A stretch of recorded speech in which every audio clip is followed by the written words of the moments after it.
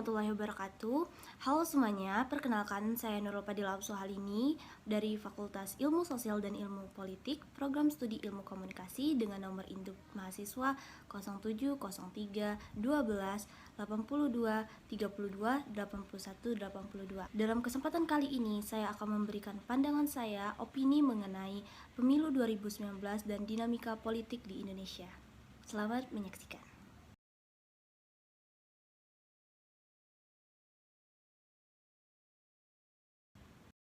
Baik teman-teman semuanya, seperti yang kita ketahui bahwasannya pemilu 2019 adalah salah satu momen krusial yang dimana dalam sejarah politik Indonesia, dimana Presiden Joko Widodo berkompetisi kembali melawan Prabowo Subianto untuk kedua kalinya.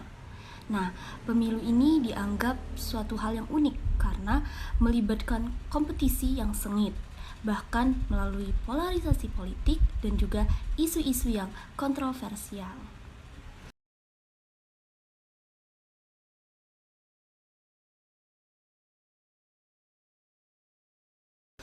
Adapun tujuan dari studi kasus ini adalah sebagai berikut. Yang pertama adalah agar kita dapat mengerti bagaimana sistem pemilihan umum yang berfungsi di Indonesia.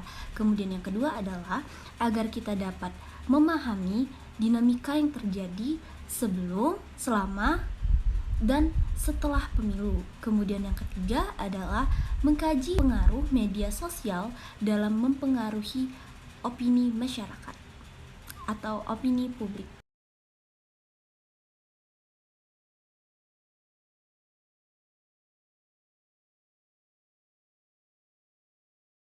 Berbagai hal telah dilakukan oleh KPU sebagai penyelenggara pemilu yang diamanatkan Undang-Undang Nomor 7 Tahun 2017.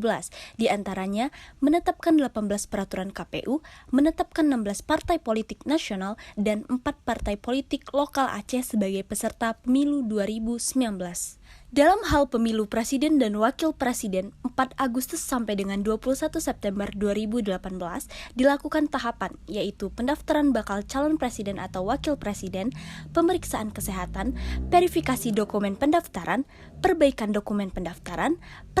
dokumen pendaftaran, lalu dilanjutkan penetapan calon presiden atau wakil presiden, penetapan daftar calon tetap anggota DPR Republik Indonesia, penetapan daftar calon tetap anggota DPRD Republik Indonesia, dan pemutakhiran data pemilih, serta pembentukan panitia ad hoc yaitu PPK, PPS, dan KPPS.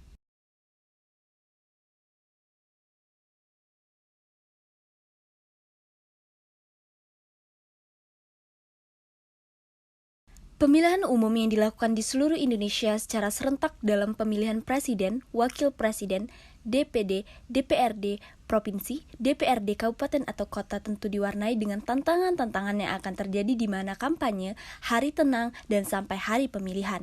Pemilu sebagai arena kompetisi tentu tidak luput dari perselisihan tentang kecurangan maupun ketidaksehatan cara dalam meraih suara rakyat. Dalam kampanye Pilpres pada tahun 2019 yang mengusung nomor urut 1 yaitu Joko Widodo dan Kiai Haji Ma'ruf Amin, serta di posisi urut nomor kedua yaitu Prabowo Subianto dan Sandiaga Uno. Pemilihan umum eksekutif dan legislatif harus adanya pengontrolan di masyarakat. Pemilu sebagai arena kompetisi untuk memperebutkan kursi kekuasaan tidak luput dari berbagai bentuk kecurangan dan pelanggaran. Istilah dagang suara atau vote trading dan pembelian suara atau vote buying bermakna memberikan sesuatu seperti uang, barang, dan yang lainnya kepada pemilih. Praktek vote trading dan vote buying tentunya menjadi tantangan dari sejumlah tantangan yang bisa terjadi pada pemilu di tahun 2019 jika para masyarakat tidak mengawasi yang dapat mencederai demokrasi. Partai pengusung dan partai koalisi yang bertarung mesti meletakkan aktor sebagai hal utama untuk meraih suara terbanyak memenangi pertarungan Pilpres 2019. Popularitas aktor selain menunjang suara dari masyarakat juga berpengaruh terhadap pamornya suatu partai. Aktor politik yang bertarung dalam Pilpres 2019 tentu akan menggunakan isu-isu pelayaran dasar, pertumbuhan ekonomi yang menuju kebijakan kepada kaum miskin dan perekonomian pendapatan yang rendah. Di sisi lain, para aktor menyadari keterbatasan negara dalam memenuhi kebutuhan masyarakat dalam menjamin kesejahteraan, hingga isu-isu yang dimainkan aktor untuk melawan politiknya, pertahanan dalam hal ini menyinggung permasalahan pelayaran dasar, kemiskinan, perekonomian, serta adanya isu-isu kegagalan pemerintah yang dijadikan isu menarik suara dan simpati masyarakat. Saat berjalannya proses pemilu 2019, Jokowi dengan nomor urut 01 banyak menjawab tuduhan-tuduhan terhadap dirinya, seperti soal tuduhan Partai Komunis Indonesia atau PKI, anti-Islam, antek asing atau Cina, dan lain-lain. Jokowi bahkan mengeluarkan pernyataan yang sifatnya menyerang dengan pernyataan politik Sontoloyo dan politik Genderowo. Di sisi lain, Prabowo yang mendapat nomor urut 2 menyampaikan pernyataan-pernyataan yang bersifat bombastik. Misalnya, pernyataan Indonesia bakal bubar tahun 2030 dengan mengutip novel Ghost Fleet dan Indonesia bakal punah jika tidak memilih Prabowo Sandi pada Pilpres 2019. Model persuasi Jokowi berusaha melayani media massa, berbeda dengan model persuasi Prabowo yang lebih mengutamakan penggunaan media baru sebagai saluran pernyataan-pernyataan politiknya. Dua capres ini memiliki gaya komunikasi politik yang berbeda. Cara kedua capres tampil di publik memperlihatkan perbedaan yang kontras.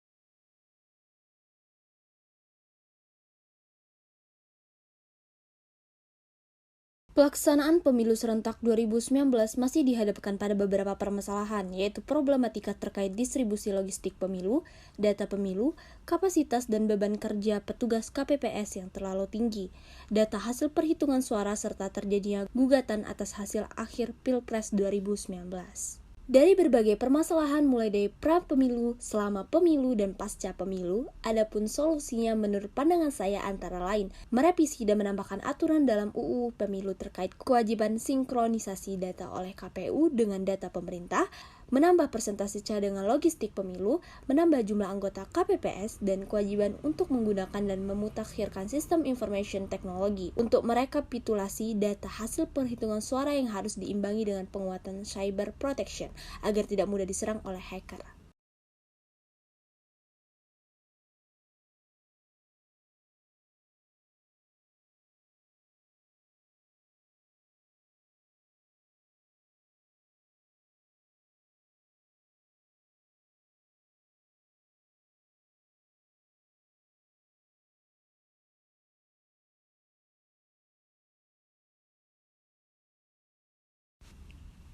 Pemilu 2019 merupakan pemilu paling kompleks di dunia. Betapa tidak, ada 3 sistem pemilu yang digunakan pada satu hari pemungutan suara, yaitu sistem proporsional daftar calon terbuka untuk memilih calon anggota DPR, DPRD provinsi, dan DPRD kabupaten atau kota, sistem distrik berwakil banyak untuk memilih anggota DPD, dan sistem mayoritas 2 putaran untuk memilih calon presiden dan wakil presiden.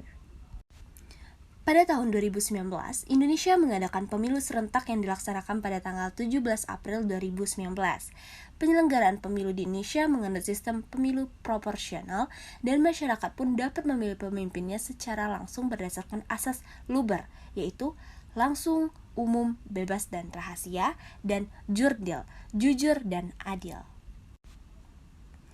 Peran partai politik telah memberikan kontribusi yang signifikan bagi sistem perpolitikan nasional, terutama dalam kehidupan masyarakat Indonesia yang dinamis dan sedang berubah. Jika kapasitas dan kinerja partai politik dapat ditingkatkan, maka hal ini akan berpengaruh besar terhadap peningkatan kualitas demokrasi dan kinerja sistem politik.